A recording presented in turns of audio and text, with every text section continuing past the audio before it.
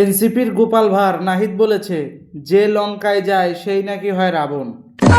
তাহলে তুমি যখন লঙ্কায় গেছিলে তখন কি তুমি রাম আছিলে?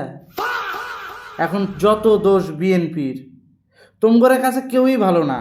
তোমাদের কাছে আওয়ামী লীগ ভালো না, তোমাদের কাছে বিএনপি ভালো না, তোমাদের কাছে জাতীয় পার্টি ভালো না, তোমাদের কাছে শুধুমাত্র জামাত ভালো, শুধুমাত্র পাকিস্তান ভালো, তোমাদের কাছে ভারত ভালো না, দিল্লি ভালো না। মানে মানুষের সাথে মিলে চলতে তোদের সমস্যাটা কি? মানুষের সাথে মিলে চলতে কি কষ্ট হয়? সংবিধান ভালো না তোদের কাছে, তোরা কোনো কিছুই মানবি না, তাহলে করবিটা কি? দিন শেষে বাংলাদেশ তো একটা নিয়মের মধ্যে দিয়ে চলবে নাকি? তো ৭২-এর সংবিধান মানবি না, সংবিধান অনুযায়ী চলবি না, তাহলে কোন নিয়ম মানবি? ওই পাকিস্তান অ্যাম্বাসির লিখে দেওয়া প্রেসক্রিপশন মানবি? যে যায় লঙ্কায় সেই হয় রাবণ।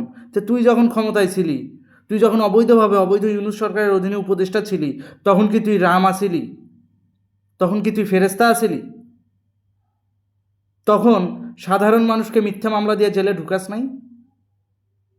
তখন খুব ভালো দালালির পয়সা খাইতে ভাল লাগছে। আর এখন যত দোষ বিএনপির।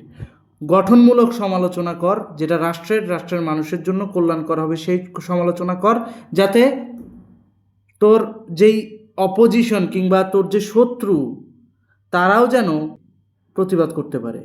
এই সমস্ত গলির ক্যাচাল নিয়ে রাজনীতি হয় না।